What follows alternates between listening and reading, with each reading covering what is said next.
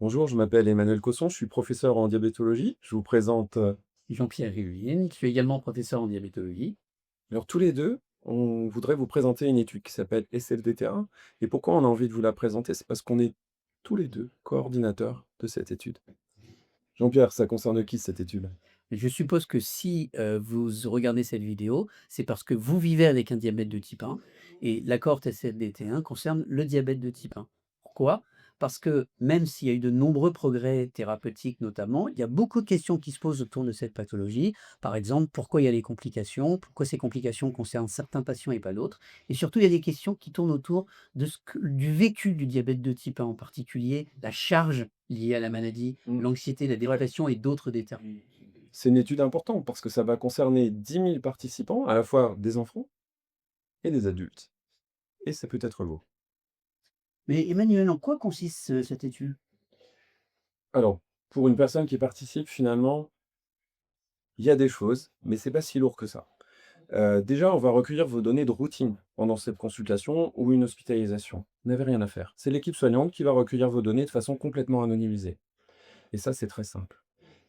Aussi, quand même, on s'intéresse à des points particuliers. Il y aura des questionnaires, je perds. Absolument, il y a des questions que, l'équipe soignante vous proposera. Vous devrez répondre à des questions sur, votre qualité de vie et d'autres domaines.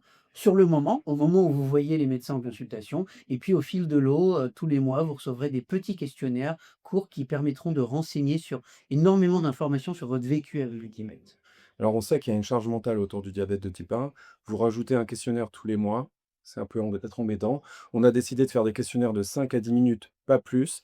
Et bien sûr, si vous n'avez pas le temps, vous répondez pas.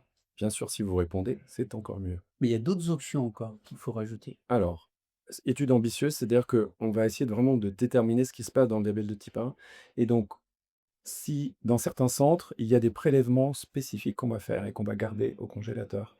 C'est une prise de sang. Au moment où on vous fait une prise de sang, donc on rajoute juste des tubes, un petit prélèvement de cheveux, ça c'est pour les données d'environnement et puis un peu d'urine. Donc globalement, assez simple pour vous, intégrer aussi dans votre soin. Alors attention, tous les centres n'ont pas cette option, certains centres seulement, et peut-être que vous ne serez pas amené à recueillir ces prélèvements. Mais pour finir, il y a une dernière option, c'est que cette étude va avoir accès de manière anonyme, bien sûr, à vos données de la sécurité sociale.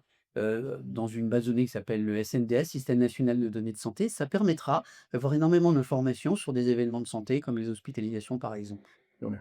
Et ça, c'est génial et ce qu'on veut vous dire aussi, c'est que c'est des options, il y a beaucoup d'options. Les données initiales de routine de votre consultation, vous n'avez rien à faire, ça.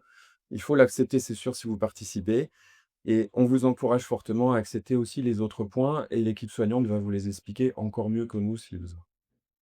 Jean-Pierre, moi, j'ai des patients à qui j'ai proposé l'étude, heu et ils ont besoin d'être assurés sur la sécurité des données. Tu peux expliquer? Oui, c'est un élément essentiel, ce point-là.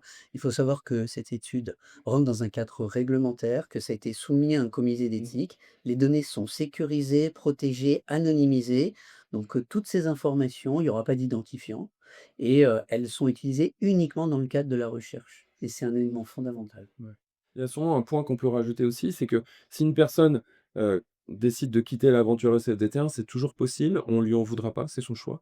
Il a pas à s'expliquer, il faut juste nous le signaler et c'est toujours possible. En pratique, du coup, si, les personnes qui nous regardent sont intéressées, comment elles font pour, participer à la recherche? Ça dépend des cas. Si peut-être que là, déjà, votre médecin vous en a parlé et vous a déjà invité à entrer dans l'étude. Dans ce cas-là, n'hésitez pas à poser toutes les questions que vous avez en tête. Il est important que vous soyez content de rentrer dans cette aventure. Et si c'est pas le cas, que votre médecin vous en a pas encore parlé, il faut lui en parler. Et là, il vous indiquera que faire pour pouvoir être inclus dans cette aventure. Donc, questions qui peuvent être posées, il y a un consentement aussi qui va être signé à la fois par le médecin et puis par vous. En conclusion, comment tu pourrais conclure, mais Moi, je dirais, venez dans l'aventure, c'est très important pour la recherche autour de votre maladie qu'est le diabète de type 1. Il y a un site qui s'appelle sfdt1.fr, vous allez trouver toutes les informations. Bien sûr, vous allez en parler à votre équipe soignante, à votre médecin référent pour votre diabète et puis, c'est une vraie communauté, les personnes qui participent. ouais, d'ailleurs, régulièrement, environ 2, parfois 3 fois par an, On organise des webinaires, des réunions par internet qui, permettent de restaurer des résultats, de vous donner quelques résultats de l'étude, de toutes les informations que vous donnez de nos analyses et puis aussi recueillir auprès de vous de nouvelles idées de cette étude. C'est donc une aventure qui est fédératrice, que nous vivons ensemble pour améliorer notre compréhension sur le diabète de type 1 et pour ça, on vous en remercie. Merci beaucoup.